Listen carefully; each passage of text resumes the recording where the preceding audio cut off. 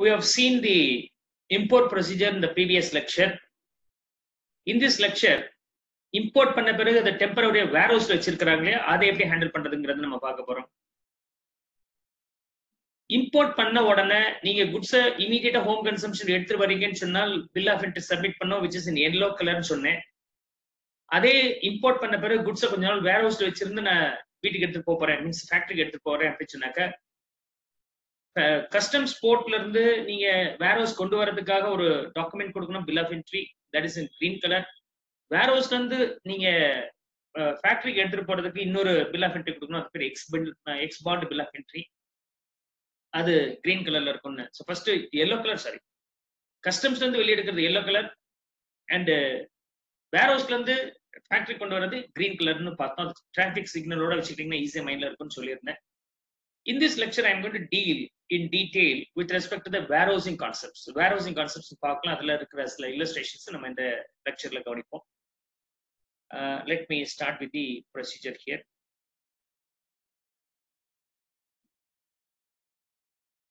Okay.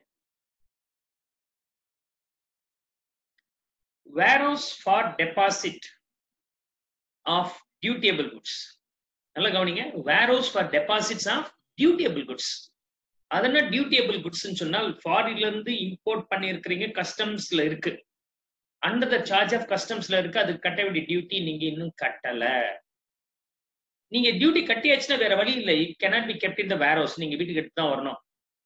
நீங்க import பண்ண goods customs கிட்ட இருக்கு, கஸ்டம்ஸ் கண்ட்ரோல்ல இருக்கு, இன்னும் டியூட்டி கட்டல அப்படின்னு சொன்னா டியூட்டி கட்டுறதுக்கு எனக்கு கொஞ்ச நாள் வேணும், அல்லது அந்த குட்ஸுக்கு எக்ஸாக்ட் டியூட்டி என்ன இருக்குங்கிறத அசஸ் பண்றது காம்ப்ளிகேஷன் ஜாஸ்தி இருக்கு. இப்போ கெமிக்கல்ஸ் எல்லாம் இம்போர்ட் பண்ணீங்கன்னா அந்த கெமிக்கல்ஸ் வந்து எப்படிப்பட்ட கெமிக்கல்ஸ் தெரியாது, பாத்தீங்கன்னா எல்லாம் ஒரே மாதிரி இருக்கும், எல்லாம் ஒயிட் கலர்ல மாவு மாதிரி இருக்கு.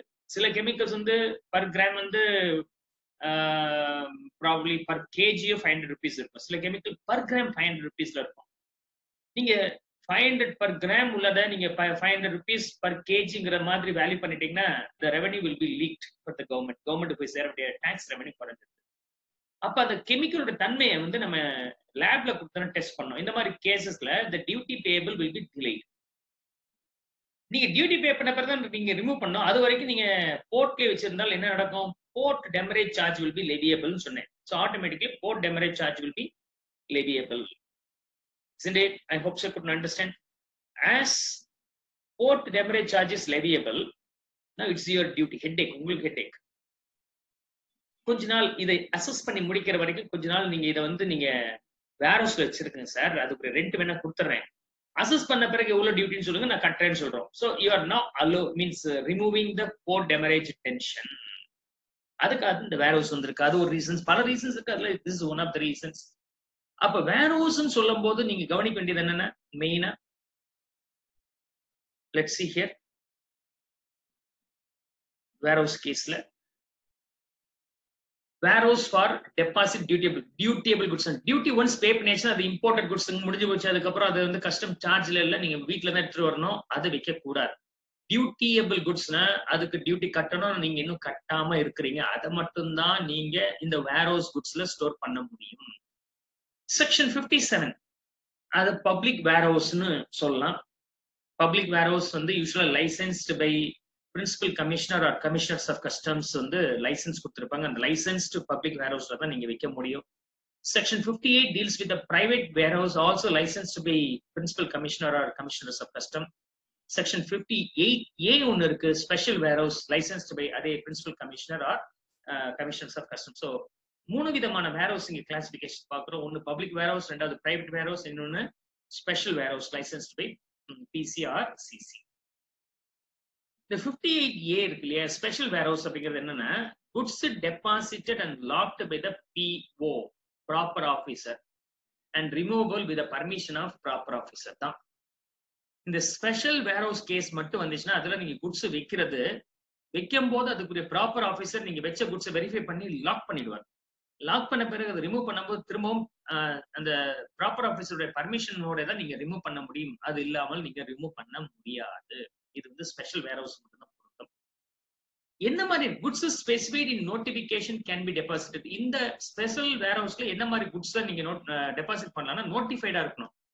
ஓகே, அது என்ன சார் நோட்டிஃபைட்னா gold, silver, other precious metals and semi precious metals and articles there. Gold, silver, other precious metal and semi precious metal, இந்த மாதிரி ஐட்டத்தை தான் நீங்க வந்து ஸ்பெஷல் வேர்ஹவுஸ்ல நீங்க வைக்கிறீங்க. Goods warehouse for the purpose. இந்த ஸ்பெஷல் வேர்ஹவுஸ் இருக்கு இல்லையா, இதுல வைக்கிற குட்ஸோட நோக்கம் என்னவா இருக்க முடியும்னா, அங்க வச்சிருக்கிற குட்ஸ இந்த கீழே சொல்லப்பட்ட சப்ளைக்கு மட்டும் தான் யூஸ் பண்ணலாம். Number 1, supply to duty free shops in customs area.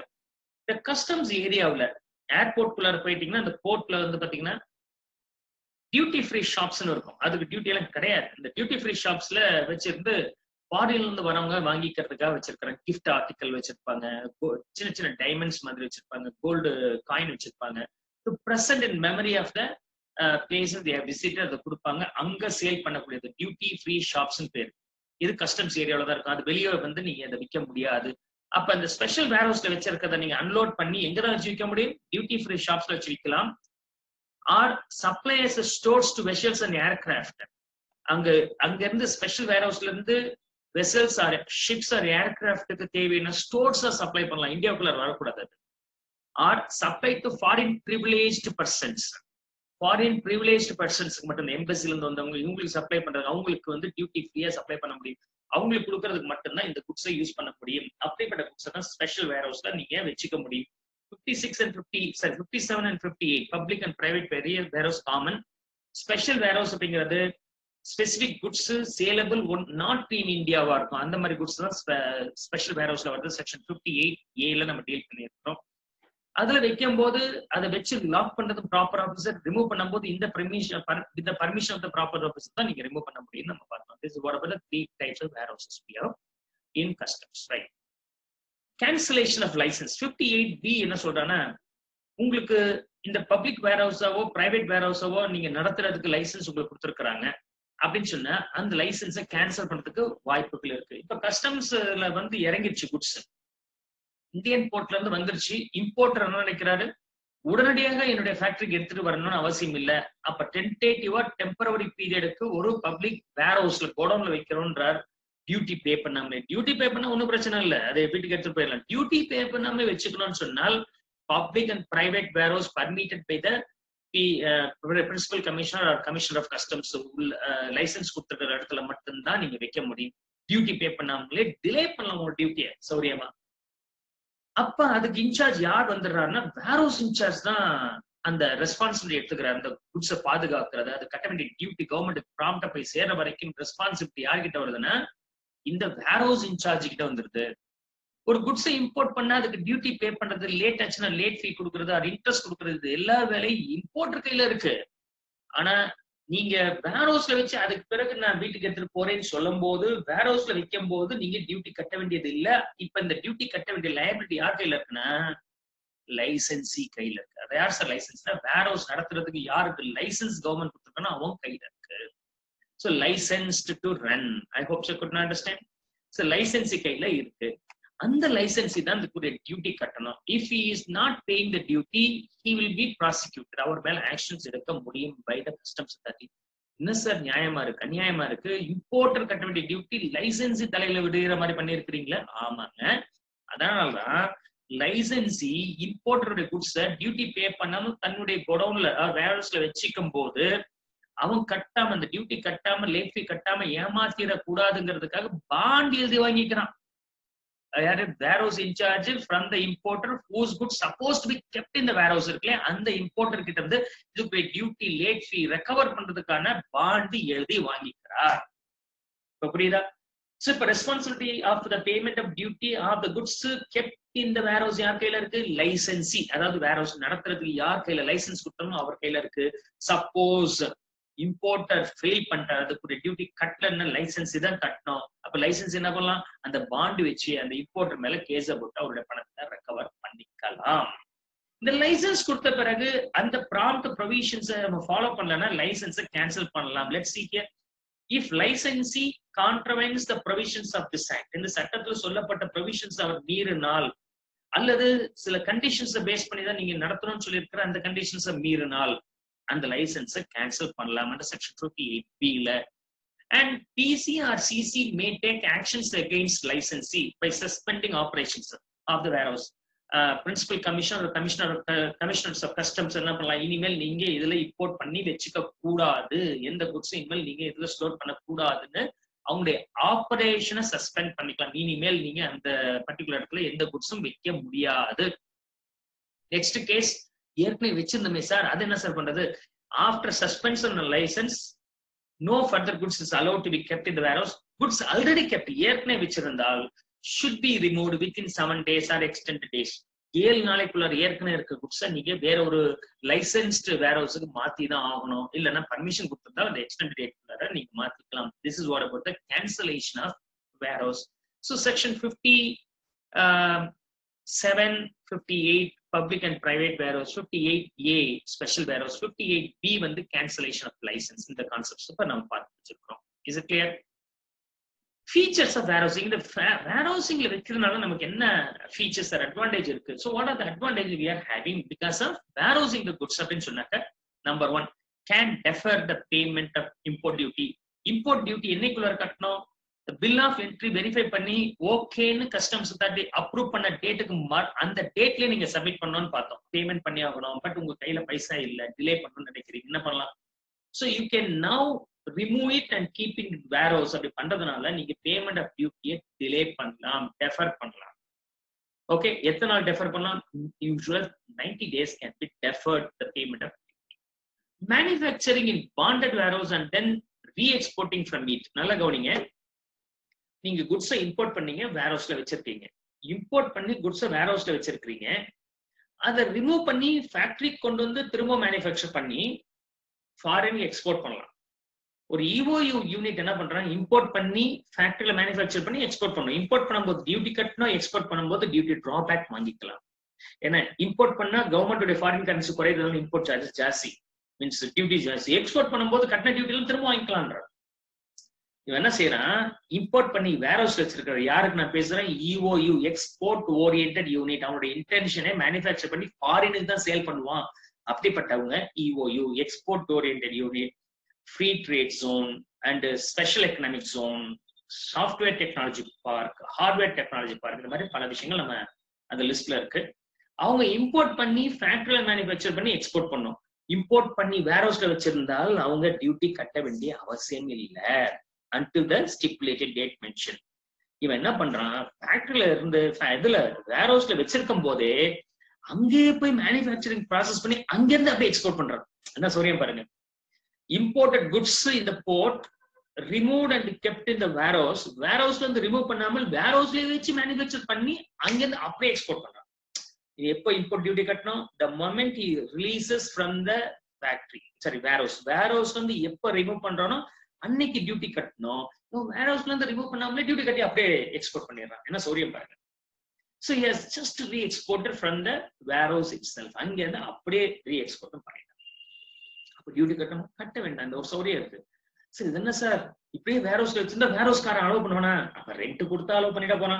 So you have to have an agreement with the warehouse in charge to pay the rent. Sir நான் 2 வருஷம் வச்சிருக்க போறேன் சார், நான் மேனுஃபேக்சர் பண்ணிட்டு அப்படியே எக்ஸ்போர்ட் பண்ணிடுறேன், அந்த 2 வருஷத்துக்கு எவ்வளவு சார்ஜ்னு சொல்லுங்க, நான் கொடுத்துறேன்னு சொல்லிட்டு இந்த EO யூனிட் ஃபீஸோ ரெண்டோ லைசன்ஸுக்கு வேர்ஹவுஸ் இன்சார்ஜுக்கு பேமெண்ட் பண்ணிட்டு அவர் ஆப்ரேட் பண்ணி அப்படியே அனுப்பிடலாம். So without payment of duty. This is one more advantage available for the EOU. So normal பீப்புளுக்கு they can defer the payment for the EOU. Like அவங்க வந்து என்ன பண்ணலாம், இம்போர்ட் பண்ணி வேர்ஹவுஸ்ல வச்சு அங்கேயே மேனுஃபேக்சர் பண்ணி அப்படியே அனுப்பிட்டானா அவனுக்கு என்ன கிடையாது, டியூட்டி பே பண்ற அவசியமே இல்லாம போயிட்டது. To keep the goods, next to keep the goods up to 1 year without payment of duty from the date of deposit. என்னைக்கு டெபாசிட் பே பண்ணீங்களோ அதுல இருந்து 1 வருஷம் வரைக்கும் நீங்க அந்த வேர்ஹவுஸ்ல வச்சிருக்கலாம் டியூட்டி பே பண்ணாமல். ஓகே, ஆனா 90 டேஸ்க்கு மேல நீங்க இன்ட்ரெஸ்ட் பே பண்ண வேண்டியது இருக்கும். So you have to pay the interest for the general people. Time period is up to 3 years for the EOU and extended 5 years in case of capital goods. Export oriented யூனிட்டா இருந்தால் எத்தனை நாள் வரைக்கும் வச்சுக்கலாம்னா 3 வருஷம் வரைக்கும் வச்சுக்கலாம். கேபிட்டல் குட்ஸ் இருந்தால் 5 years வரைக்கும் without payment of duty he can retain within the warehouse itself, and even he can get the extension of this time limit also. இந்த 5 years இன்னொரு 6 மாசம் கூட அவங்க எக்ஸ்டென்ஷன் கிளைம் பண்ணிக்கலாம். The time period for the EOU வந்து நார்மலா 1 year, but EOUக்கு வரும்போது capital goods are the 5 years, other goods are the 3 years provided. அந்த குட்ஸ் இருக்கு இல்லையா, அந்த கன்சியூமர் குட்ஸ், இந்த குட்ஸ் ஸ்டாக் எல்லாம் இருக்கு இல்லையா, ஒரு மாசத்துலயே வீணா போயிடும், பெரிஷபிளா இருக்கு அப்படின்னு சொன்னாக்க இந்த time limit will not be applicable. The time limit of 3 years and 5 years will be given only on verification that the goods will not be deteriorated within the time specific. அந்த 3 ஆண்டுக்குள்ளார அது வீணாகாதுன்னு இருந்தா மட்டும்தான் இந்த டைம் எக்ஸ்டென்ஷன் கொடுப்பாங்க. நார்மலா 1 year for the EOU யூனிட்ஸா இருந்தால் நார்மலா 3 years, அதுல அவங்களுடைய கேபிட்டல் குட்ஸ் இருந்தால் 5 years வரைக்கும் இருக்கும். further extendable if it is permitted, provided if the goods are deteriorated within that time limit ன்னு சொன்னால் அந்த எக்ஸ்டென்ஷன் தர மாட்டாங்க, அந்த பீரியட் தர மாட்டாங்க. minimize the demurrage charge by keeping in warehouse. நீங்க போர்ட்லயே ஒரு 10 நாள் அந்த டியூட்டி பே பண்றது லேட் ஆயிடுச்சு, அந்த வெரிஃபிகேஷன்ஸ் எல்லாம் லேட் ஆகுதுன்னா அந்த 10 நாள் அங்க வேர்ஹவுஸ்ல வச்சிருக்கீங்க அப்படின்னு சொன்னாக்க ஆட்டோமேட்டிக்கா அந்த போர்ட்லயே வச்சிருந்தீங்கன்னா ஆட்டோமேட்டிக்கா port demurrage will be leviable, which is very heavy. அது பதில் அந்த கஸ்டம் ப்ரொசீஜர் முடிகிற வரைக்கும் கொண்டு வந்து வேர்ஹவுஸ்ல வச்சிருந்து ஒரு 10-15 நாளைக்கு அப்புறம் நீங்க டியூட்டி கட்டிங்கன்னா அந்த 10-15 நாளைக்கு ஒரு டெமரேஜ் நீங்க சேவ் பண்ண முடியும். பட் அஃப்கோர்ஸ் வேர்ஹவுஸ் ரெண்ட் நீங்க கொடுக்க வேண்டியது இருக்கும். That is much cheaper than the port demurrage, right? Minimize the demurrage.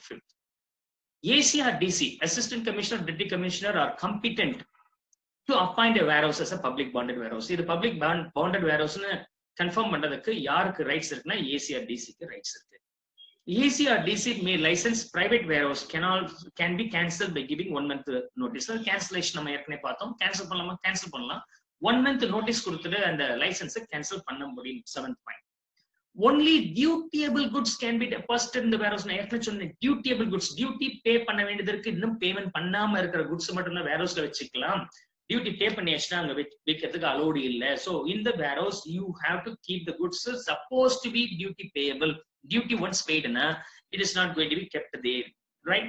So 8th point is ரொம்ப முக்கியமான point. Okay, இந்த 8 points வந்து common features of warehouse. One, can defer the payment of duty.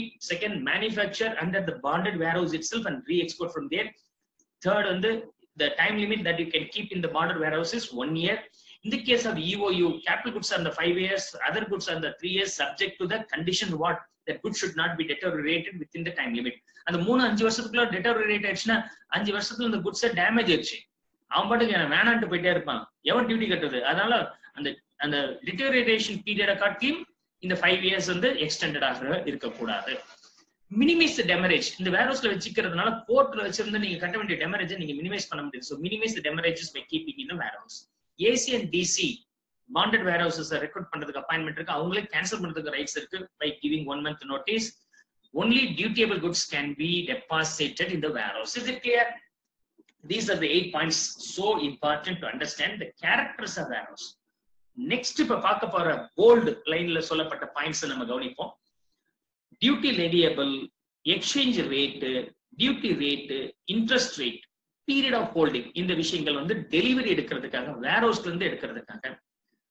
போர்ட்ல இருந்து வேர்ஹவுஸ் வர்றதுக்கு bill of entry கொடுக்கணும், அது பேர் into bond bill of entry, yellow colour. வேர்ஹவுஸ்ல இருந்து ஃபேக்டரிக்கு எடுத்துட்டு போறதுக்கு ex bond of bill of entry will be in green colour. எத்தனை நாள் வரைக்கும் 90 days or the date referred by them. Customs officer வந்து நீங்க 2 மாசம் வச்சுக்கலாம்னு ரைட்ஸ் கொடுத்துருக்காங்க, இல்ல 3 months. 3 months கொடுத்துருக்காங்க, 3 monthsக்குள்ளார நீங்க எப்ப வேணாலும் வித்ட்ரா பண்ணிக்கலாம். அதிகபட்சம் 90 daysங்க. 90 days மேல வச்சுக்க கூடாது. 90 days மேல 1 yearலாம் சொன்னீங்களே சார், 1 year சொன்னேங்க. இப்ப 90 daysக்கு மேல வச்சிருந்தீங்கன்னா 100 days 120 days வச்சிருந்தீங்கன்னா 90th date நீங்க ரிமூவ் பண்ணதாக அர்த்தம். அந்த ரேட்ல என்ன ரேட் இருக்கோ அந்த ரேட் வச்சு கஸ்டம் டியூட்டி கால்குலேட் பண்ணுவாங்க. From the date onwards until the removal, actual removal or on actual payment of the duty, you have to pay the interest. அவ்வளவுதான். 90 நாள் வரைக்கும் இன்ட்ரெஸ்ட் இல்லாம கொடுத்துருக்கானா இல்லையா, அதுக்கு பிறகு தான் interest. So you have to withdraw the goods kept in the warehouse for your factory consumption within 90 days by giving X bond of bill of entry which is in green color. அப்படி இல்லைன்னா 90th date நீங்க remove பண்ணதாக அர்த்தம். Remove பண்ணதாக அர்த்தம்னா என்ன பண்றது, அந்த டேட்ல rate of டியூட்டியை போட்டு நம்ம டாக்ஸ் கட்டி ஆகணும். அந்த பாயிண்ட்ஸ் இப்ப டீடைலா பார்க்கலாம். This is for calculation purpose. Submit green bill of entry to clear goods from warehouse for home consumption. Is it clear? Rate of duty நீங்க இம்போர்ட் பண்ணும்போது நம்ம ரெண்டு பார்த்தோம், exchange rate, duty rate. BCD என்ன rate எடுக்கணும், exchange rate என்ன எடுக்கணும்னு பார்த்தோம். எக்ஸ்சேஞ்ச் ரேட் வந்து பில் ஆஃப் என்ட்ரி என்னைக்கு சப்மிட் பண்ணீங்களோ அந்த டேட்னு சொன்னோம். ரேட் ஆஃப் டியூட்டி வரும்போது bill of entry or entry inwards ரெண்டுல விச்சவர் இஸ் லேட்டர் டேட்ல உள்ள ரேட் எடுக்கணும்னு சொன்னோம். இங்க எக்ஸ்சேஞ்ச் ரேட் எது எடுத்துக்கணும் அப்படின்னு சொன்னாக்க பில் ஆஃப் என்ட்ரி சப்மிட் பண்ண ரேட், அந்த டேட்ல உள்ள rate CBIC okay CBIC announce பண்ண ரேட் என்னைக்கு பில் ஆஃப் என்ட்ரி சப்மிட் பண்ண டேட். ரேட் ஆஃப் டியூட்டி எதை எடுத்துக்கணும்னு சொன்னா ex bond bill of entry இருக்கு இல்லையா, அதாவது ஹோம் கன்சம்ஷனுக்காக ஃபேக்டரில இருந்து நான் வேர் ஹவுஸ்ல இருந்து எடுத்துட்டு போறேன்ல, அது சப்மிட் பண்ண டேட் ப்ரொவைடட். அந்த சப்மிஷன் என்னைக்குள்ளார இருக்கணும்னா before the date specified or 90 days முன்னாடி இருக்கணும். அப்படி இல்லைன்னா எந்த டேட்குள்ள நீங்க ரிமூவ் பண்ணணும்னு சொல்லி இருக்கணுமோ அந்த டேட்ல உள்ள ரேட்டை எடுத்துக்கணும். இம்ப்ராப்பர் ரிமூவல் பேரு. உங்களுக்கு 90 நாள் இருக்குன்னா 120 நாள் வரைக்கும் நீங்க உள்ளாரே வச்சிருக்கிறீங்க அப்படின்னு சொன்னா 90வது நாள் நீங்க எடுத்ததாக அர்த்தம். 90 நாளைக்கு முன்னாடி எடுத்துட்டா ஹாப்பி, 90 நாளைக்கு மேல் எடுத்துட்டாக்க 90வது நாள் நீங்க எடுத்துட்டதாக அர்த்தம். எடுத்துட்டதாக அர்த்தம் என்ன அர்த்தம்? அந்த டேட்ல உள்ள BCD rate will be applicable. அதை வச்சு கஸ்டம் டியூட்டி கண்டுபிடிச்சு அதுக்கு நீங்க என்ன கண்டுபிடிக்கணும்? You have to pay the duty, sorry you have to pay the interest. Let's see. Rate of duty is as on the date of sub bill of entry or ex bond of bill of entry. இது பேர் sub bill of entry ன்னு சொல்லலாம், ex bond of bill of entry ன்னு சொல்லலாம். அதாவது என்னது, வேர் ஹவுஸ்ல இருந்து ஹோம் கன்சம்ஷனுக்கு போற அந்த பில்லுக்கு பேரு கிரீன் கலர்ல இருக்கு இல்லையா, அது பேர் sub bill of entry, ex bond bill of entry. அந்த பில் ஆஃப் என்ட்ரி சப்மிட் பண்ண டேட்ல உள்ள rate of duty will be taken. Reassessment is not allowed. நீங்க கோர்ட்ல இருந்து வெளியே எடுக்கும் போது அசஸ்மெண்ட்லாம் ஃபைனலைஸ்ட், அதுக்கப்புறம் ரீஅசஸ்மெண்ட்டுக்கு வேலை இல்ல அப்படின்னு என்ன அர்த்தம்? அந்த கன்வர்ஷன் ரேட் இருக்குல்ல, எக்ஸ்சேஞ்ச் கன்வர்ஷன் ரேட், அந்த ரேட் வந்து பில் ஆஃப் என்ட்ரி சப்மிட் பண்ணீங்களே ஒரிஜினல் என்ன கலர், எல்லோ கலர் சப்மிட் பண்ணீங்கல்ல, அந்த டேட்ல உள்ள எக்ஸ்சேஞ்ச் ரேட் சிபிக் நோட்டிஃபைட் ரேட்டை ஃபைனலைஸ் பண்ணிக்கிறீங்க.